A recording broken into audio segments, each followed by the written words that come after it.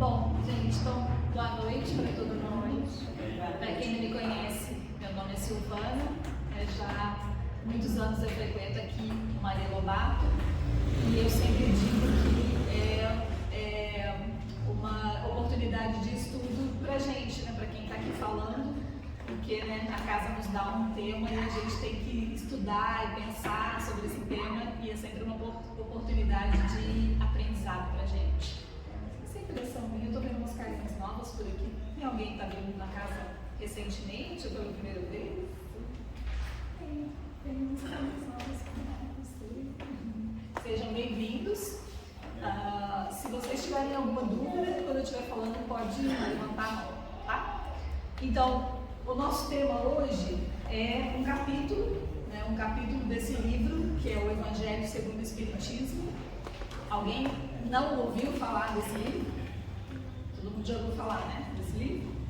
Então, nesse livro, Allan Kardec e os espíritos superiores, eles vão explicar para a gente sobre o Evangelho, sobre as lições de Jesus. E tem um capítulo, que é o capítulo 14, que tem o título de Honrar Pai e Mãe. E esse capítulo é um capítulo bem interessante, Assim, eu não vou ler, eu sempre deixo para casa para vocês pegar o Evangelho, ler o capítulo, porque aqui a gente tem menos de uma hora, então o nosso objetivo é mais trazer alguns pontos para a gente refletir, ok? Então fica o dever de casa para vocês lerem o capítulo 14. Esse capítulo, então ele vai falar dessa questão, de como nós devemos honrar nosso pai, nossa mãe, que são aqueles seres, que possibilitaram a nossa vida, o nosso corpo físico, a nossa reencarnação. E ele vai falar também dos laços de família, então ele vai trazer algumas questões. E tem um item que ele fala sobre a ingratidão dos filhos, e esse item ele é muito interessante, vocês vão ver quando vocês estiverem lendo, porque eu me lembro que a primeira vez que eu li esse texto, eu fiquei muito surpresa, porque quando a gente pensa, vamos pensar numa situação que eu coloquei aí no meio, vamos imaginar uma relação entre um pai e uma filha, o pai é o João e a filha é a Maria, e o João, vamos imaginar que o João é um pai atencioso, carinhoso, esforçado, e que a Maria é uma filha que não obedece, que responde, que não corresponde ao afeto, aos esforços, ao carinho do pai. Então, quando a gente pensa nessa situação, acho que qual que é a primeira coisa que vem na nossa cabeça? Assim? O que vocês esperariam ouvir dos espíritos no capítulo que vai falar sobre essa relação de João com a Maria, por exemplo? Quem já leu não vale dar spoiler. Alguma coisa? Isso é um resgate de vida passada, Você não está dando spoiler, Dona Agostinha.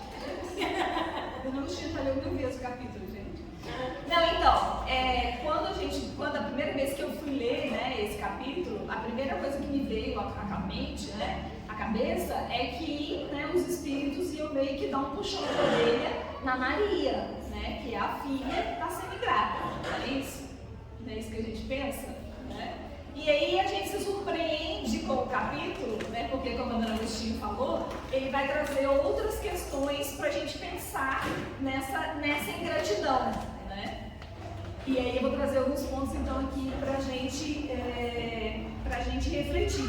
Bom, então nesse capítulo ele vai falar que nós, enquanto filhos, nós temos um dever de caridade para com nossos pais, mais do que para qualquer outra pessoa, digamos, os nossos pais são o próximo mais próximo, que são aqueles que nos deram a vida, então nós temos um dever de gratidão com eles, de respeitar, de cuidar, de amar, de dar assistência quando eles estão mais velhos, e de uma certa forma retribuir e cuidar dos nossos pais como eles cuidaram de nós quando nós éramos crianças.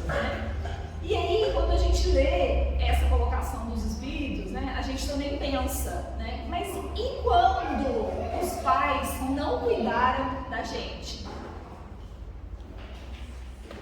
Muita gente que deve ter tido essa experiência, né, gente? Sim. Assim, não é que nossos... deixa eu falar. Não é que nossos pais não cuidaram da gente porque eles são maus pais, né, gente? Não cuidaram, às vezes, por N motivos, né? Minha mãe, por exemplo, tinha 5 filhos, mas ela trabalhava fora, trabalhava o dia inteiro. Então, assim, né, chegando em casa cansada, tinha que arrumar a casa e fazer comida. Assim, que hora que ela ia dar atenção para 5 crianças, né? Mas aí, né, quando a gente pensa que o nosso dever é de cuidar dos nossos pais para até retribuir o que eles fizeram por nós enquanto nós éramos crianças, e aí como é que fica quando os nossos pais não cuidaram da gente? Fala comigo. Aí você revolta, porque na comparação, eu com todo problema de saúde, você nem sabe, não preciso falar nada, né? Sim. Já passei 5 concursos públicos aqui, tentei trabalhar para a prefeitura do estado, não deu para trabalhar serviço público, minha filha. Queria fazer tudo para me pôr fora de casa. A Romilda trouxe uma questão interessante, né? Então, E é... vida, que eu não sou obrigada a fazer nada para... Calma, Romilda, respira, calma, respira. Eu sei que eles falam. Obrigada pra ela, gente, respira, calma. Mas a Romilda trouxe uma questão interessante, né, gente? Que é do humano, né? A gente não fica revoltado porque nós somos más pessoas. Nós ficamos revoltados porque é do humano, né? A nossa primeira reação é de raiva mesmo, né? É humano. Ninguém aqui tá errado por isso, não. Mas, né, a gente, acho que hoje, né, em pleno século XXI, nós temos muitos recursos que vão nos ajudar a entender isso. Claro que a gente vê, né, gente? A gente vê na nossa sociedade muitos filhos que não cuidam dos pais, né? E nosso papel não é de julgar, né? Quer dizer, a primeira coisa que a gente faz é julgar, né? Mas o nosso papel não é de julgar, né? Mas de tentar entender aquela situação, trazer um olhar mais amplo para entender que são vários fatores que influenciam essas relações, né? E hoje, acho que a gente tem ajuda, né, do espiritismo, da psicologia, da filosofia, de vários lugares, né, para a gente entender que os nossos pais, né, gente, eles deram o que eles tinham para dar, né? A gente, às vezes, fica esperando que os nossos pais, né, fizessem muito mais do que eles fizeram, mas eles fizeram o que eles podiam fazer. Né? E aí a gente pode parar para refletir, assim, tá, né? Meus pais enquanto pais, né? Minha mãe, por exemplo, tinha 5 crianças para cuidar, trabalhava, ganhava salário mínimo, pagava aluguel, ela fez o que ela podia fazer, né? Passei pelo momento da revolta quando eu era adolescente, né? Minha mãe não cuida de mim, mas depois a gente cresce, a gente vira adulto e aí a gente tem condição de entender que os nossos pais fizeram o que eles podiam fazer, né? E aí a pergunta é, o que eu hoje, enquanto filha, posso fazer? Né? E aí também eu vou fazer o que eu tiver condições de fazer. Né? E aí a gente tem hoje, né, aí no pleno século XXI, muitos recursos, né, para que a gente possa melhorar cada vez mais aquilo que a gente pode fazer, né, aquilo que a gente pode dar. Então, né, quando os nossos pais não cuidaram da gente, né, a gente pode parar para pensar se a gente tem condições, né, não só financeiras, mas principalmente emocionais, né, de fazer aquela lição lá que Jesus trouxe para um outro capítulo do Evangelho, né, que é de retribuir, né, o mal com o bem, né, tentar retribuir para os nossos pais dentro das nossas possibilidades, mesmo que aquilo não seja, né, aquilo que eles puderam nos dar, né? Então esse capítulo vai falar um pouco sobre isso, né, para a gente refletir sobre não retribuir o mal, né, retribuir o mal como o bem, né, ser indulgente, né, indulgente é ter a capacidade de perdoar os erros alheios, né, então conseguir perdoar os nossos pais que eles não conseguiram fazer, né, e conseguir esquecer, né, essas coisas e dar um outro rumo, né, para nossas vidas. Tudo bem até aqui?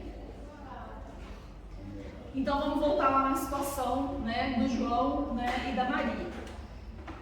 O capítulo, então, ele vai nos convidar a refletir. Hoje, né, nesse momento, quando a gente olha para essa situação, a gente vai enxergando isso, né? O João, que é um pai cuidadoso, e a Maria, que é uma filha, que a gente está chamando aqui de ingrata, né? E uma coisa que eu queria trazer para a gente refletir também é que, embora o capítulo esteja falando mais especificamente das relações entre pais e filhos, eu gosto de pensar que a gente pode trazer essas reflexões para a nossa vida, para qualquer relação. Eu, por exemplo, não sou mãe, né? Então não tenho problema com os filhos, né? Mas a gente pode trazer essas reflexões para qualquer relação, né? A nossa relação com os nossos irmãos, com os nossos sobrinhos, com os nossos colegas, com o nosso parceiro, né? Com o nosso marido, né? Com os nossos colegas de trabalho, né? Porque são situações humanas que se repetem, né? Em diferentes contextos, né? Então vocês podem, se alguém não tiver um filho, né? Ou não tiver nenhum problema com o filho, pensa numa relação, né, em que você tem essa relação que você sente que a outra pessoa nunca consegue te devolver, né, aquele carinho, aquele cuidado que você está oferecendo. Então, nessa encarnação, né, nesse momento, a gente está vendo essa situação. E aí, nesse capítulo, os Espíritos vão nos convidar a olhar para uma encarnação anterior, né, ou vamos pensar numa vida passada, né? Então, no Espiritismo a gente acredita na reencarnação, né? O que significa que a gente acredita que nós não estamos aqui vivendo essa vida pela primeira vez, né? Nós já estivemos na Terra em outras vidas, em outros corpos, em outras relações com outras pessoas, né? Então, vamos imaginar que numa vida passada a gente tem uma situação em que o João tinha uma relação com a Maria, né? As mesmas pessoas, os mesmos espíritos. Só que o João estava numa posição de quem fez alguma coisa ruim para Maria, né? Eu coloquei a palavra ali, ofensor, para a gente pensar, né? Ou seja, o João estava numa situação em que ele prejudicou de alguma forma a Maria, né? Que ele era um agressor, né? Que ele, sei lá, roubou, ofendeu, né? Abandonou. Ou seja, de alguma forma o João criou uma situação nessa vida em que a Maria estava na posição, né, de ofendida e ele na posição de ofensor, né? Então, e é isso que a Dona Agostinha estava trazendo naquela hora, né? Então, isso, né, é um fator que vai influenciar essa relação do João e da Maria nessa vida, né? Então, nessa vida, apesar do João, né, estar se esforçando para cuidar da Maria, né, vamos dizer que o João mudou de postura, né? Ele não está mais naquela postura do ofensor, né? Ele já mudou de postura, mas a Maria inconscientemente, né? Então, dessa vida ela não lembra de nenhuma agressão, de nenhuma ofensa, mas mesmo assim ela tem uma certa antipatia, né? Um certo inimizade, um certo rancor, né? Do João, né? Então, são coisas que podem ter acontecido em outras vidas e que ficam, né, na nossa memória espiritual, e a gente traz para essa vida não com uma clareza, né, do que foi que aconteceu, mas com um sentimento, né?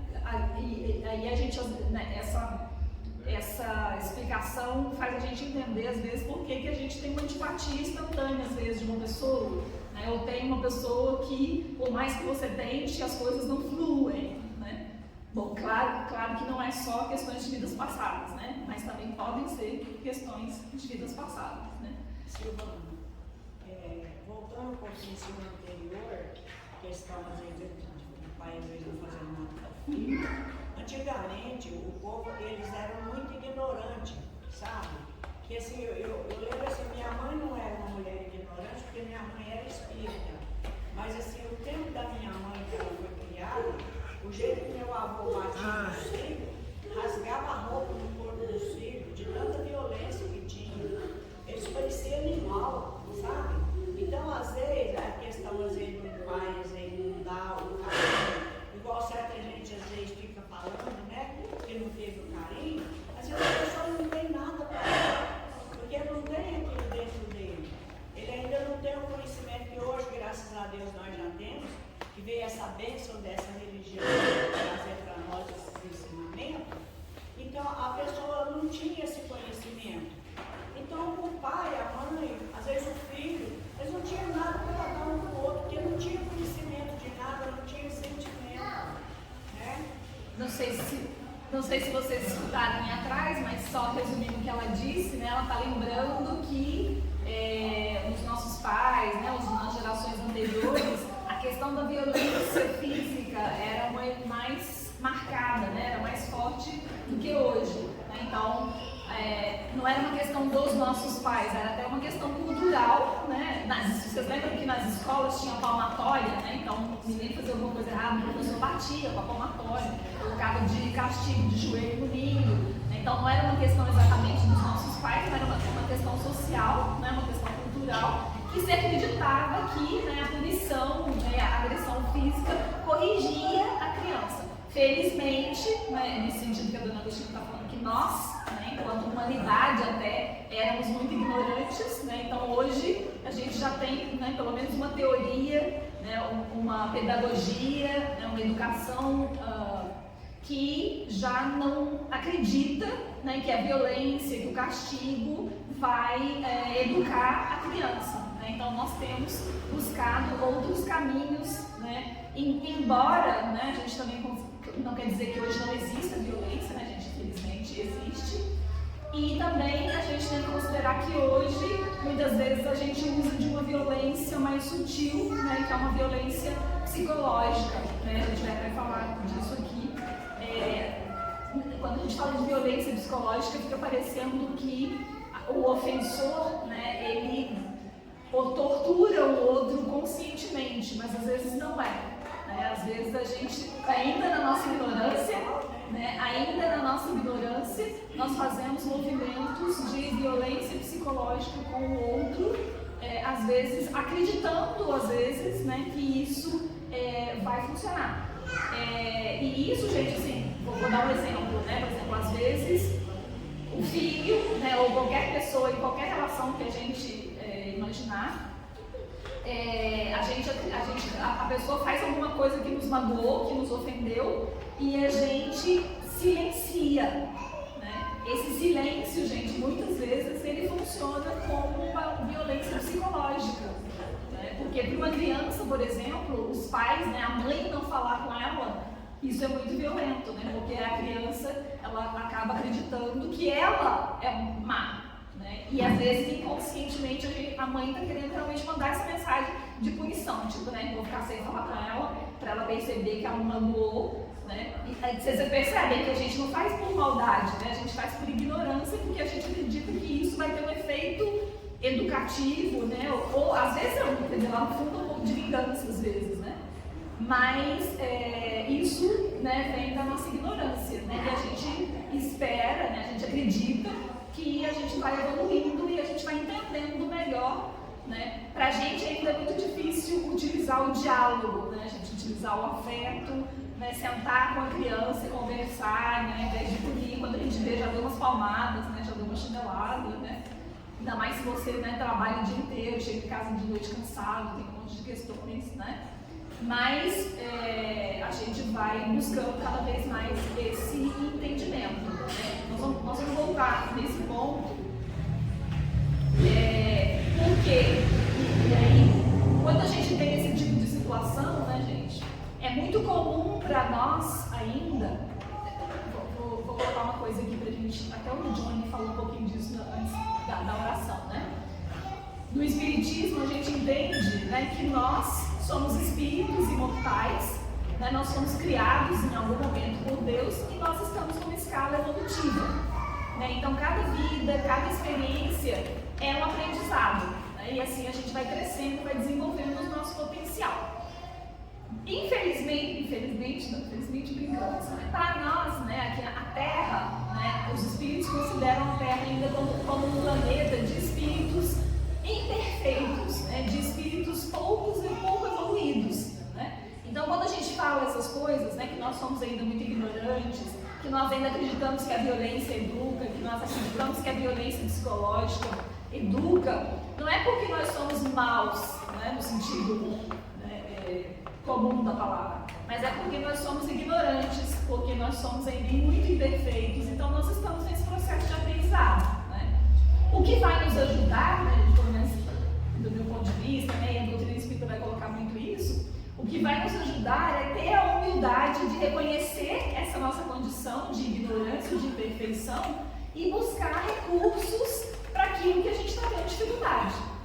Né? Então, se eu estou vendo que eu estou tendo muita dificuldade nessa relação com meu filho, ou com meu marido, ou com meu colega de trabalho, eu vou buscar recursos, né, gente? Acho que hoje a gente está vivendo na época dos recursos, né? Então, a gente tem internet, a gente tem um monte de ONGs, a gente tem um monte de recursos que, se a gente quiser buscar ajuda, a gente vai encontrar. Né? Então, é sair do nosso lugar de conforto e buscar essa ajuda em alguma forma. Né? Seja na religião, seja na psicologia, seja na filosofia, né? Seja no trabalho voluntário. Muitos caminhos a gente tem para buscar essas soluções. Né? E aí, quando a gente pensa nessas situações, né, gente? Então, eu falei isso da nossa evolução, porque uma outra característica do nosso estado, né, de espíritos ainda imperfeitos, né, ignorantes, é que a gente usa muito do julgamento. Né? Não é à toa que Jesus falou lá há 2000 anos, não julgueis. Né? Que ele já sabia que o julgamento era uma pedra no nosso sapato. Né? Então, quando a gente tem uma situação nas nossas relações que alguma coisa está ruim, a nossa tendência é fazer o quê?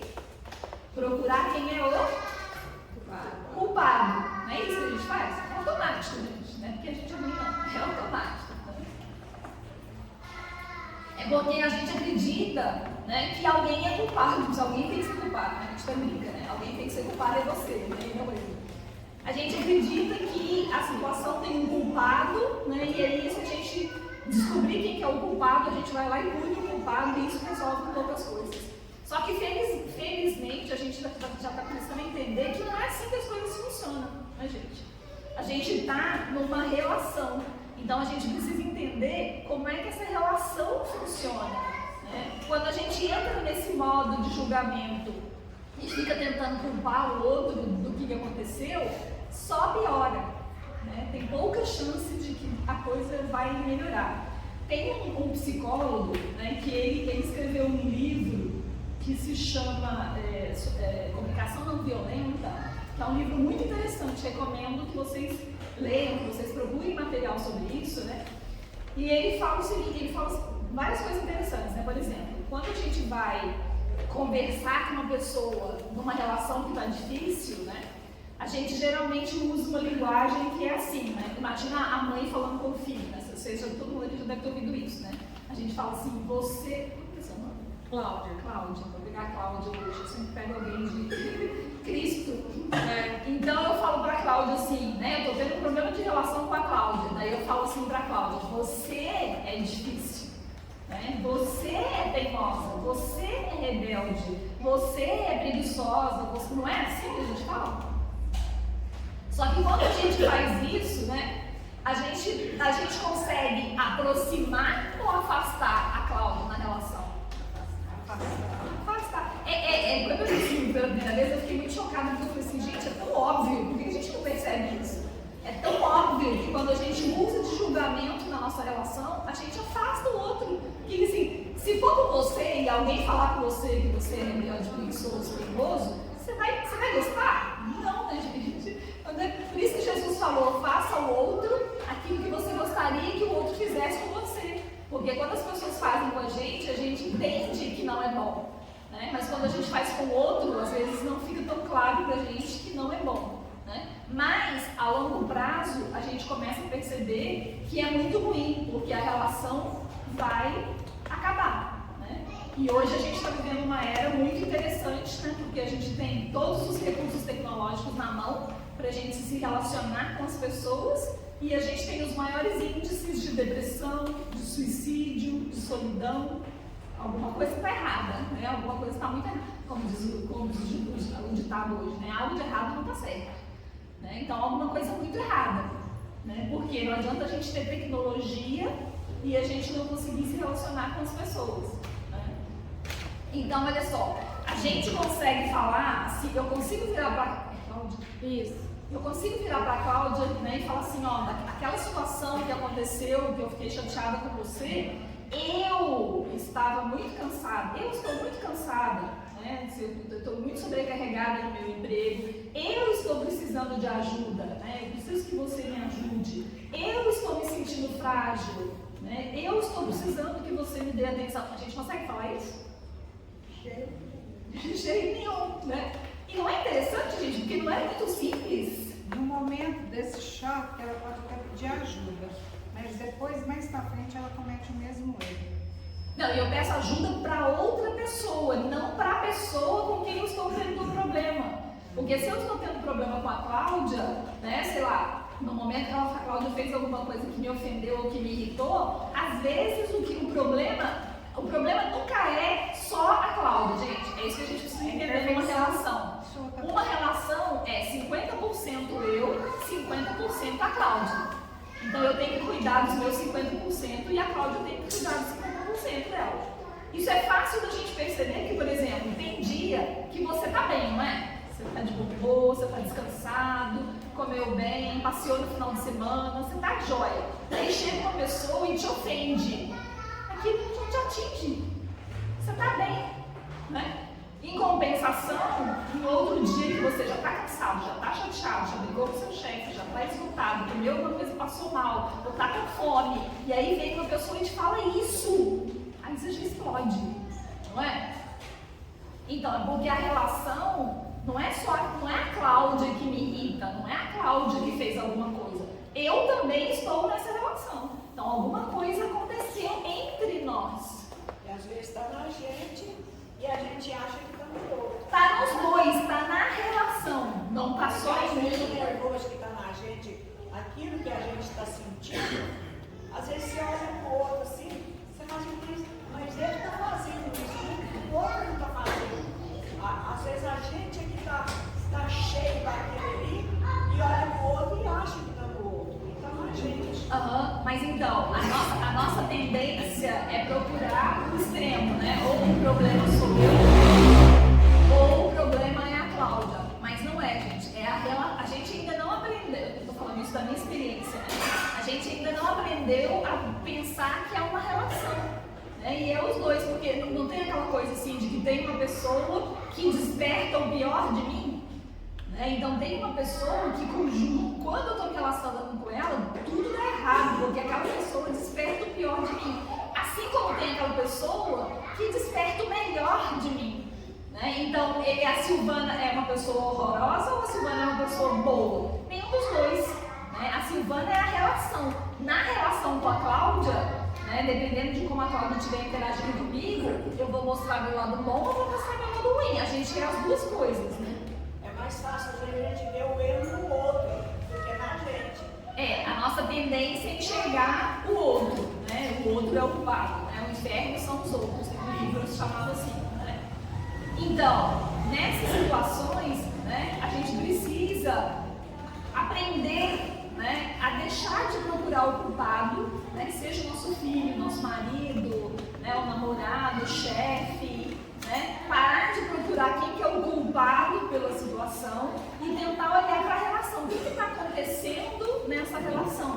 Né? Como que está funcionando essa minha interação com a Cláudia? O que está dando errado aqui? Né? As coisas ficam muito mais fáceis. Né?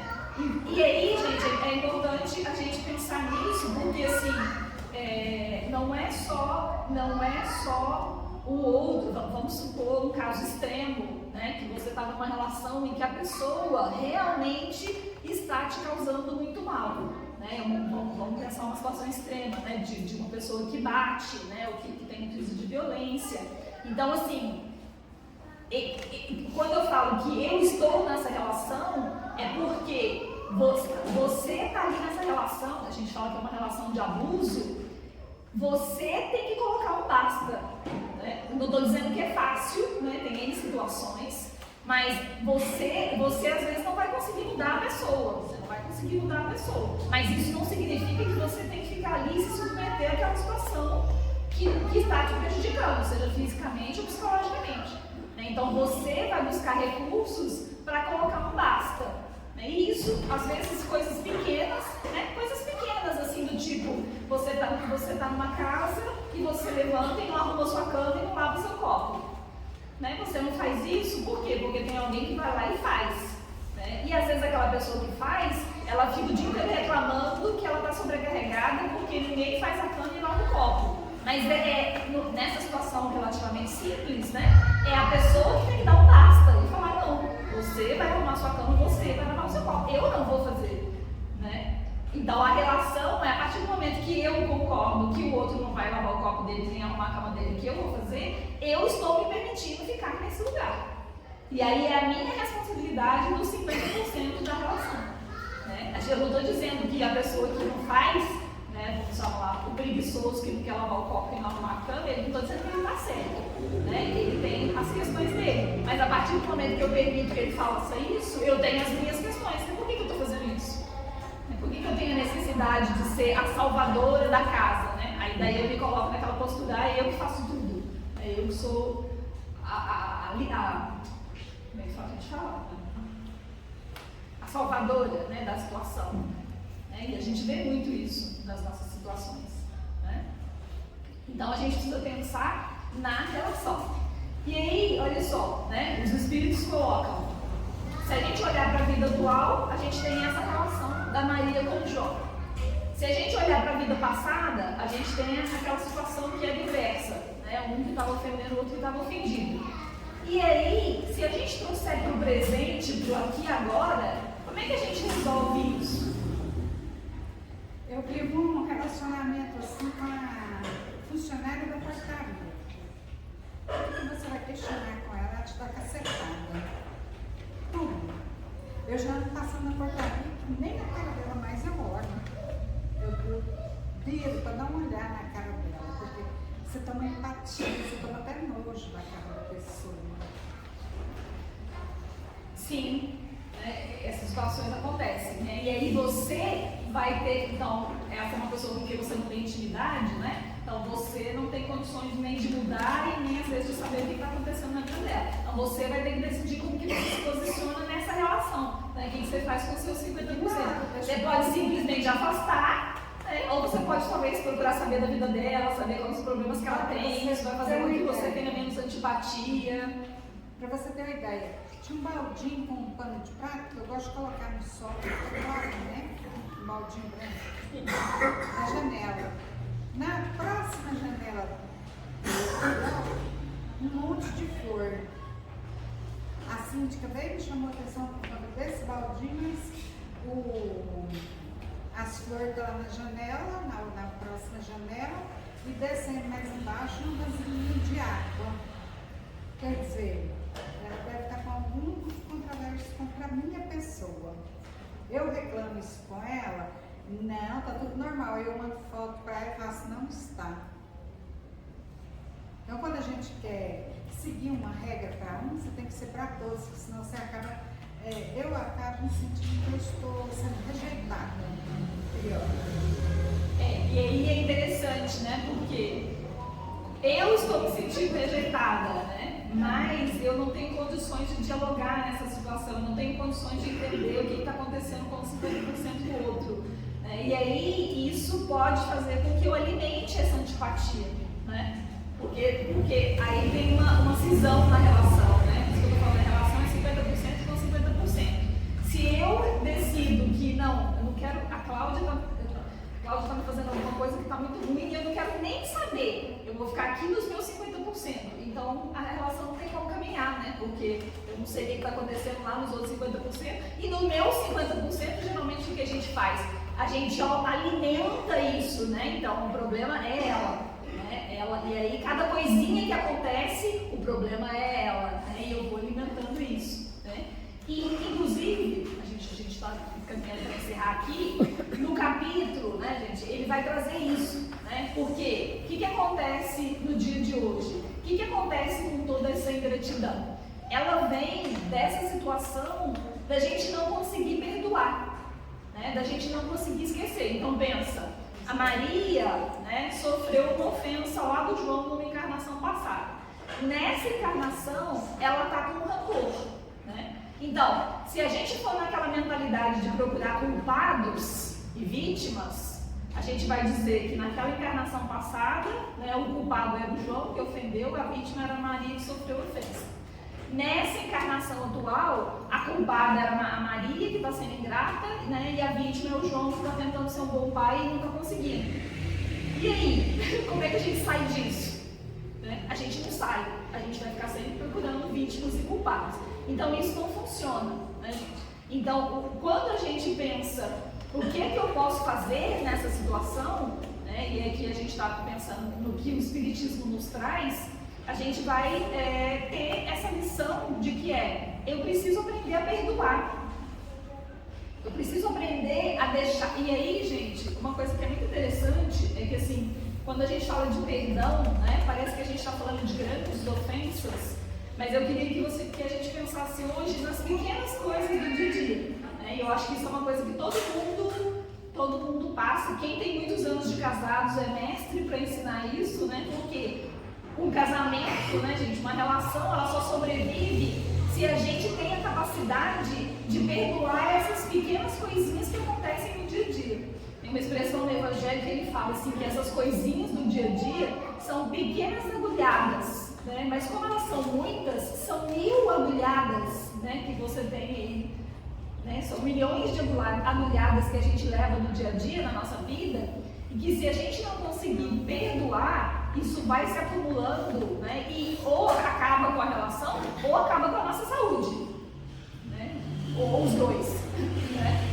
Então, a gente precisa ter essa capacidade, né? E aí eu acho que o Espiritismo nos ajuda quando a gente entende que nós todos somos espíritos imperfeitos, né? Então não adianta eu entrar na relação esperando que a Cláudia vai ser, né, 100% boazinha, né? Não vai errar nunca, não vai me ofender nunca, não vai me magoar nunca, porque não vai funcionar, gente. Você só vai ficar frustrado, né, deprimido, chateado, irritado, né? Porque assim, nós somos imperfeitos, né? Então o outro vai errar, né? Vai dar errado, né? Mas aí a gente entende que a gente está nesse processo de aprendizado, né? E aí eu vou fazer esse exercício. Então imagina, se a Maria, ao invés de guardar rancor do que o João fez lá na vida passada, tivesse conseguido esquecer, tivesse conseguido perdoar, hoje ela não estava nessa situação aqui, né? E aí, se a gente traz isso para a nossa vida, para o nosso dia a dia, às vezes a gente fica muito apegado, né, a uma mágoa, a uma raiva, a um ressentimento de coisas muito pequenas que a gente podia ter esquecido, né? Tem uma expressão em inglês que é let it go, let it go, né? Ou seja, deixa ir, né? E aí você fica mais leve, né? Porque se a gente não deixa ir, a gente vai acumulando essas 1000 agulhadinhas e aí tem um dia que a gente vai explodir, porque não dá, né? Vai doer demais, né? Uma agulhadinha a gente suporta. Se a gente esqueceu, no outro dia é uma agulhadinha só. Agora, se eu não esqueci, aí no outro dia são 2, né? Depois 3, depois 4, até chegar nas 1000. Né? E isso acaba com a relação e acaba com a nossa saúde. Né? Daí a gente está vendo aí hoje esse quadro, né, que a gente tem, né, de depressão, de ansiedade, né, de suicídio, né, de transtornos mentais, né, porque a gente não está conseguindo lidar, às vezes, com coisas que são pequenas, que eu estou falando assim, né, quando a gente pensa, né, em grandes ofensas. Não são pequenas, né, são coisas importantes, né, são coisas da relação, são coisas do dia a dia, né, mas são coisas que às vezes a gente pode, nessa perspectiva, né, de entender que o outro erra, assim como eu erro, né, a gente pode deixar ir. Acho que o nosso tempo já acabou. Então, era isso. Então, eu deixo para vocês, né, essa recomendação de ler o capítulo 14. Né, acho que várias coisas das que a gente comentou aqui hoje vai estar lá. Né, e deixo esse convite para vocês para a gente refletir, né, sobre isso, sobre, né, essa necessidade do perdão, né, essa necessidade da gente entender que é uma relação, né, que são 2 partes que estão lidando ali, né, e que a gente precisa olhar para isso, né, como Jesus ensinou, né, com muito amor, com muita paciência, com indulgência, com perdão, para que essas nossas relações possam fluir, né, e a gente não ficar preso ali naquela situação de ofensa, de ingratidão. Alguém quer comentar alguma coisa? Eu faço uma peça. Como faz para adquirir esse perdão? Como que a pessoa que é ofendida sente, só dela te olhar, você já arrepia. Como você consegue adquirir o perdão? Porque eu mesmo quero voltar. Se existir a encarnação, eu não quero voltar e topar com aquela pessoa, não. Eu quero viver bem longe dela. Como que é seu nome? Como que é seu nome? Silvia. A Silvia fez uma ótima pergunta, né, gente? Ela está perguntando como é que a gente faz para alcançar, para conseguir esse perdão, quando você só de olhar para a pessoa já tem aquela gastura. Só de pensar. A Cláudia, só de pensar, não precisa nem ver. A Cláudia tem uma sugestão. Então, eu já tive que fazer alguns processos de perdão de relação, né?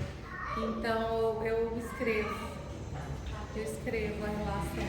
E aí eu vou lá onde eu me conheço, o que eu fiz, né? Porque a culpa não é do outro, é 50%, né? Então, acaba que eu consigo me enxergar, eu consigo ver onde eu errei e através disso eu me perdoo. Eu me perdoando, automaticamente o outro é o outro. O perdão vem. Você sabe por que eu estou fazendo o tratamento espiritual aqui? Porque a hora que a pessoa começa a te azucrinar, você começa a não ter sossego, o seu socorro está em Deus. Se ficar parado dentro de casa pensando, por que será que as pessoas estão fazendo isso? Você não consegue sair daquilo ali. Então, o socorro, o maior socorro nosso é o... Agradeço a todos, né, pela atenção, né? Vamos tentar aí relaxar o corpo, respirar fundo, né? Colocar os pés no chão, cruzar os braços, fechar os nossos olhos, né? E tentar conectar com essa energia que não é nossa, né? Mas que é das forças, né, superiores que nos guiam, que nos amparam, né? Essa presença de Deus, né, na nossa vida, para que a gente possa, né, abrir o coração, né, deixar irem as mágoas, né, buscar esse caminho do perdão, para que a gente possa encontrar, né, paz, serenidade nas nossas vidas. Que nós possamos voltar para os nossos lares, né, sentindo essas vibrações de paz, de amor, e que Jesus possa ser sempre, né, o nosso guia. Que assim seja.